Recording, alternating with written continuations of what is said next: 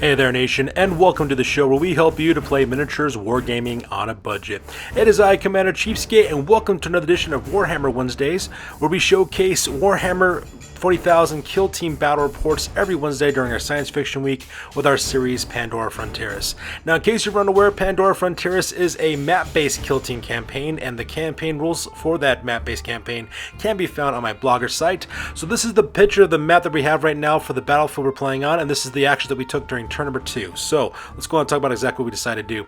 So starting off with the Red Faction decided to attack hex number 18 as well as number 22. Both of those hexes were unoccupied, so because of that, they managed to capture those for their territory. For my kill team, the Deffwatch of the Orks, I decided to launch an attack directly against hex number 8, managed to capture that one. No one was occupying it, so because of that, I automatically get it. However, hex number 11, though, was a comm tower was found in there. Because of that, I have to fight defenders. In this case, it was the Thousand Suns are defending that one as well.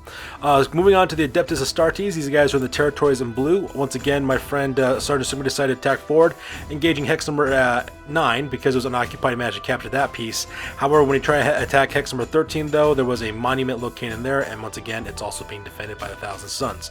So we have to fight that one as well.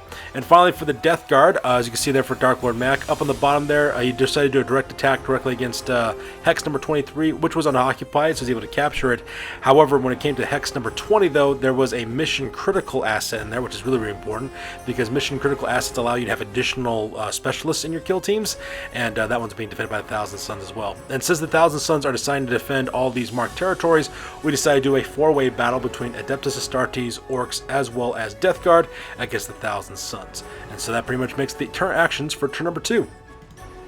So because of that, for battle report number 4 on this one, for our Pandora Fronteris kill team, map-based kill team campaign, there is a 4-way battle between Sergeant Sigmaring. He's playing the Indomitus Crusade of the Adeptus Astartes versus Odeth, who is the leader of the Heralds of Madness, which is a Thousand Suns kill team, which is the neutral, one of the neutral NPCs in this campaign. Dark Lord Mac is playing the Cradle of Filth, a Death Guard kill team, and I'll be bringing my Deffwatch of my Orks. So that being said, we're going to play some background music real quick. As the music is playing, you guys can take a look at each of the kill teams as well as their sheets and rosters, that way you can see exactly what we're bringing for this one. And in case if you're wondering which one is which, the ones that are highlighted, these are the guys who'll be fighting in the current scenario. So with that being said, let's get this battle report on a roll. Crom, I've never prayed you before. I have no tongue for it. No one, not even you, will remember if we were good men or bad, why we fought, or why we died. No. All that matters is that two stood against many. That's what's important. Balor pleases you, Crom. So grant me one request. Grant me revenge. And if you do not listen, then the hell with you. Come on, you apes! You want to live forever? Alright, so the scenario rules for this one is called Take Prisoners. The objective is to put as many enemies out of action as possible. You earn 3 victory points for leaders, 1 victory point for everybody else, and the player with the most victory points is the winner. For the rewards on this one, for the Orks, I managed to capture a comm tower. For the Adeptus Astartes, they'll be able to get to Monument, and the Death Guard was able to get the mission critical one as well. And that is pretty much the scenario rules for this one. So the scenario rules over, let's go and talk about deployment real quick. So here's an overhead shot of the entirety of the battlefield. So as you can see, we're playing on a Zone Mortalis tabletop on this one. As you can see, the Indomitus Crusade is located on the left, the Heralds of Madness on the right, and the top is where the Death Guard is located at. And of course, I'm located on the bottom as well. For my battle plan on this one, I'm just going to try to survive as much as possible, because whoever wins this battle report will be able to get the territory they're trying to capture while everybody else is repelled. So I'm very much into trying to survive. So my plan is to head to the flanks. I'm planning on sending some of my guys to the left-hand side to start shooting at some of the Indomitus Crusade members on the left-hand side, do exactly on the right-hand side by going after the Heralds of Madness, and then the guys in my middle will try to take out whatever targets of opportunity. Primarily my commander, who is a big mech with that powerful shock attack gun. That's the one I'm going to try to do most of my long-range shooting with, and same thing with one of my Ludas as well. And that's the only battle plan I have for this one. So with the battle plan over, let's go on and talk about deployment real quick. So starting off with the Indomitus Crusade, these are the Adeptus Astartes kill team. Up on the bottom there, on the bottom there we have Ulrich Stormcloak. Ulrich Stormcloak is a combat specialist. He's also a Reaver Sergeant as well. He's got a heavy bolt pistol, frag and crack grenades, shot grenades. He's got a combat knife as well as a grapnel launcher as well as a grav shoot. Right next to him in the back there, that is Marius Tarentus. He is a Intercessor Sergeant who's also a leader specialist as well. He's got a bolt pistol, bolt rifle. He's got frag and crack grenades as well as a chainsword. Up in the center, that is Zakael the Somber. He is a company veteran. He's also a Dark Angel Space Marine. He's packing a plasma cannon with bolt pistol, frag, and crack grenades. And I forgot to mention, Ulfric Scorncloak is a Space Wolf, and Marius Trentus is an Ultramarine. Right above him is Marcus Cassius, who's another Intercessor Gunner. He's also an Ultramarine as well. He's packing a bolt pistol, a Stalker bolt rifle, frag grenades, and crack grenades. He's also got an Auspex and also an auxiliary grenade launcher. He's also the comm specialist for his kill team. And up in the front, we have Relion on the bottom. That's a Dark Angel Tactical Marine Sergeant. He's got a plasma pistol with frag and crack grenades as well as a chainsword. And right above him is Shoriel, which is another Dark Angel Space Marine. He's a Tactical Marine. He's got a bolt pistol, bolt gun, and frag and crack grenades. And that pretty much makes the deployment for the Indomitus Crusade. So on the bottom of the battlefield is where my kill team is located. These guys are called the Deffwatch. They're an Ork kill team. They got the Evil Sons faction keeper for all of them. So they got +1 to their movement as well as their advance rolls, as well as also they can also recharge. I think they can reroll charges as well. In the back there, that is Bruguzla. He is basically my big mech, who's my commander of my kill team. He's also got a shock attack gun, stick bombs, as well as choppa. He's also got a custom mega force field as well. Now next to him on the left hand side, that's one of my Burner Boy Spanners. That guy's name is Grod Grug. He's got the thick-headed specialist. He's also got demolitions ability as well. He's packing a rocket launcher as well as a stick bomb. Right next to him on the right-hand side, that is Kaza Gobsmasher. He is a Luda armed with a def gun and a stick bomb, and he's just a normal fire team member as well. Now, right on the right-hand side of him in red, that is Zogger the Ard. He is a big and brawny demeanor. He's also a boss knob. He's from Evil Sons faction keyword. He's got a combo Scorcha with a Shooter as well as a Scorch. He's got stick bombs as well as a Power Claw. He's also my combat specialist for my kill team. In the center, that character's name is Banga Zap Smasher. He is a commando. He's also got a Slugga chopper as well as stick bombs. And up on the top there, got the Grot Kicka and Mad Eye. They're both Ork boys with shooters as well as stick bombs. They're also fire team members as well. Across from me is the Cradle of Filth, which is a Death Guard guild team that is played by my buddy Dark Lord Mac. In the center in the back, that is Festimus the Bellman. He's a Tallyman. He's also the commander of his kill team. He's got a plasma pistol, blight, as well as crack grenades as well. He's also a strategist specialist as well. He's got morbid fascinations for his ability, for his demeanor as well. Now, right next to him, of course, he's got some Death Guard Space Marines. Over in the center on the right-hand side, that is Shurlo the Riven. He is a Plague Champion. He's also a leader specialist as well. He's got the plasma gun. He's got blight grenades, crack grenades, as well as a plague sword, as well as a power fist. Next on the left-hand side, on the far left-hand side, that is Gerlach Bundermold. He is a plague marine gunner. He's also the heavy specialist for his kill teams. Armed with a blight launcher. He's got a blight grenade, crack grenade, as well as a plague knife. And in the center, that's Malignus Dire Song. He is a plague marine fighter. He's got blight grenade as well as crack grenade. He's got a flail of corruption as well as a plague knife. And then finally up in the front there, we got Thrax the Reeking as well as Briggs. Both those guys are also just normal poxwalkers, except Thrax the Reeking, though, he is a specialist with a Zealot ability. And that pretty much makes a deployment for the Death Guard. And on the right-hand side with the Herald of Madness, which is a Thousand Suns kill team that's played by our friend Odeth. They're the NPCs of the campaign. They're just neutral forces. Starting on the back to the top of the right there, that is Sekinre the Illuminator. He is an aspiring sorcerer. He's got a Warp Flame pistol as well as a Force Staff. He's also a Psyker. He's got the leader specialism as well as resourceful skill, and he's basically the leader of this kill team. Right below him is Amenhotep of the Light. He's a Rubric Marine gunner, armed with a Soul Reaper autocannon. He's also got Icon of Flame. He's also the kill team's heavy specialist. He's got the Relentless ability. He's got the Exacting demeanor as well. And then finally, of course, we got our Pink Horrors. Up in the center there, we have Fosses of Vile Deaths. He has an iridescent horror with coruscating flames. Right above him is Bastek Spiderflux. I'm sorry, he's down below, I apologize. He is a horror hornblower, and above him is Fail Crazebeal, a horror icon bearer. Both those guys got coruscating flames. And lastly, we got Mankamor, the Hatewind, who is another pink horror as well, with coruscating flames. And that pretty much makes up the deployment for this one. So with the deployment over with, we go directly to the top at turn number 1. And before we end up doing the turn, my buddy Dark Lord Mac decides to use one of his 2 of his command points for the strategist ability, the tactic, which basically allows him to remove D3 fighters and redeploy wherever he wants. In this case, he moves Shurlo the Riven as well as Gorlog Muttermold over to the right-hand side so that they got a good line of sight down the entire battle line of the Thousand Suns. And so that's the first thing he ended up doing. Of course, he can't use that tactic ever again because of our campaign rules, and he also burns up his 2 command points that he gets at the start of the game. And that takes us directly to the top of turn number 1, and the Death Guard managed to get the initiative on this one. And as you can see in the top of this photo, this is actually after the move phase. So pretty much these are all the movements that we did for all of our kill teams. For the most part, the Death Guard pretty much stand their ground on the right-hand side, and they put ready markers on those fighters, so that way they can shoot first. And he also takes the rest of his Death Guard and kind of tucks them to the left-hand corner, making their way directly to the Indomitus Crusade.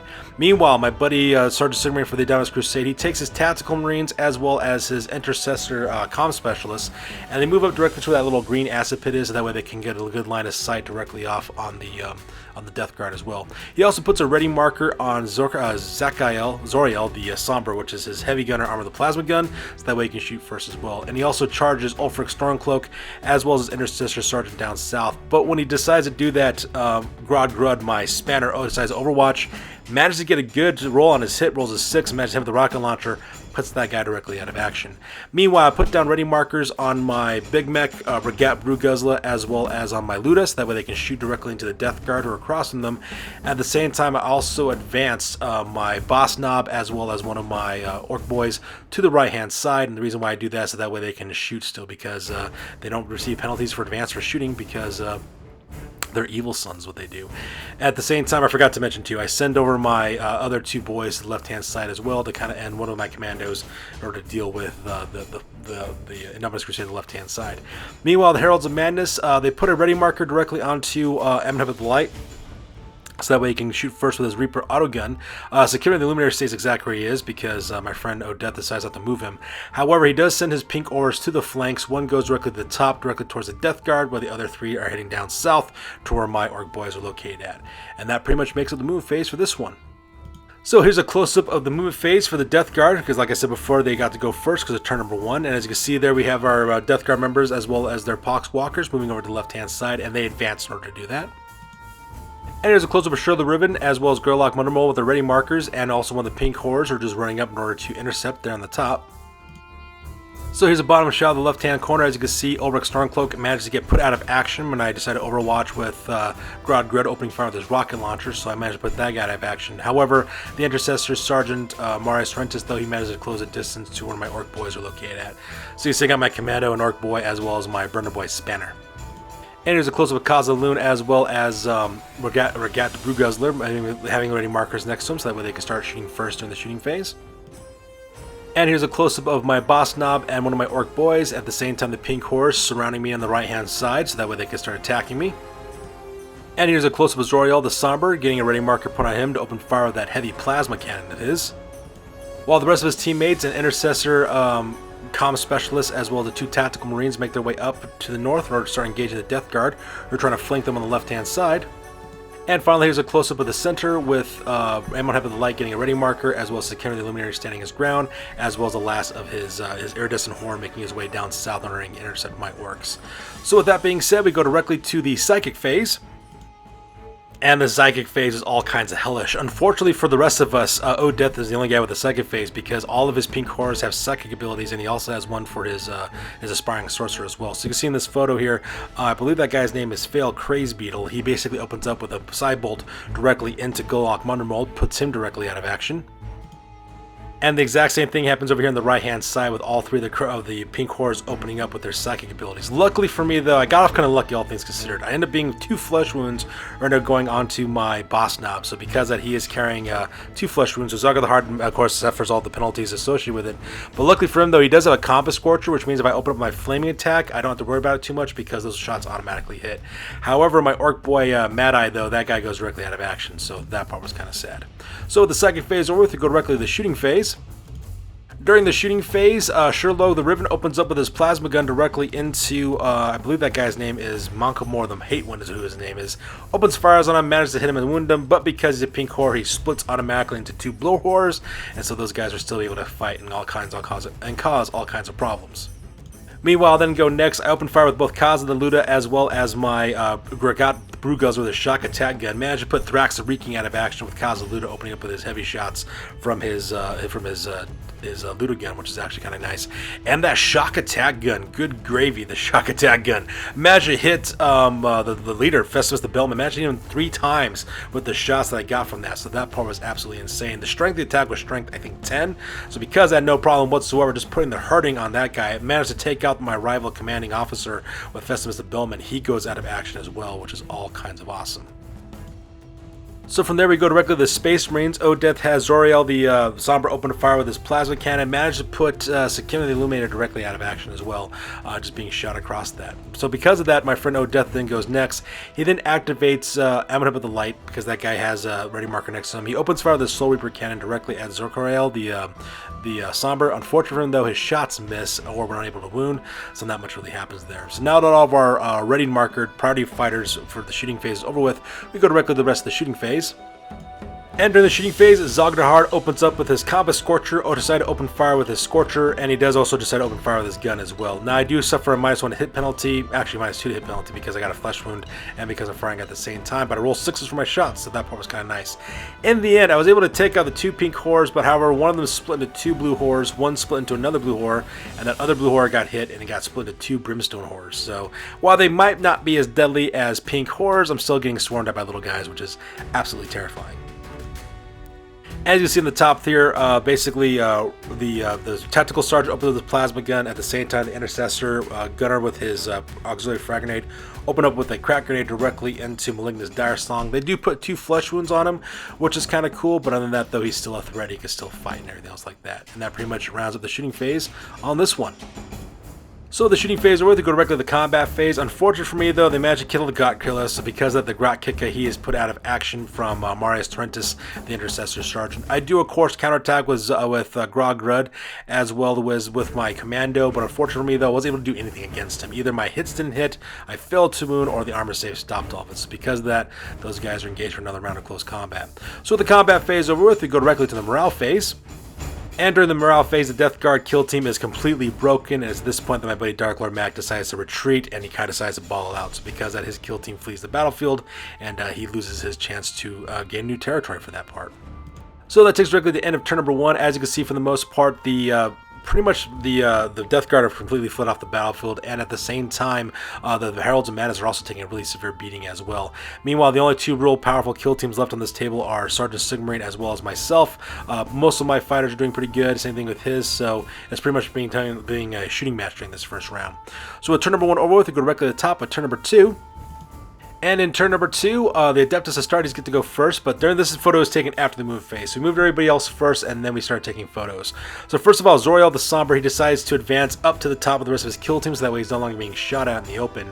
At the same time, Marius Tarentus is still engaged in close combat with both my Commando as well as my Burner Boy Spanner. From there, I decided to activate next. I decided to send up both my Commander, my Big Mech, as well as my Luda. They move up the normal Luda allowance, so that way they got a good line of sight directly towards those Space Marines that are on the left-hand side, because those are the only people I fear at this point for the most part.